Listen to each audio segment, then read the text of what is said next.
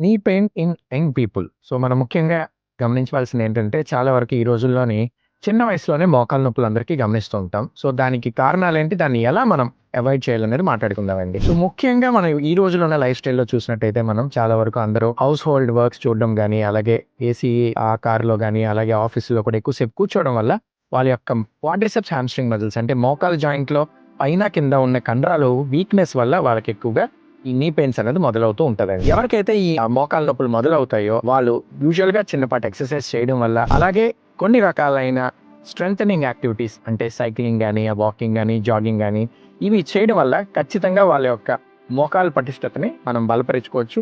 అలాగే ఈ యొక్క మోకాళ్ళ నొప్పుల్ని ఫ్యూచర్‌లో అరుగుదల కింద అవ్వకుండా ముందుగానే మనం జాగ్రత్త పడొచ్చండి.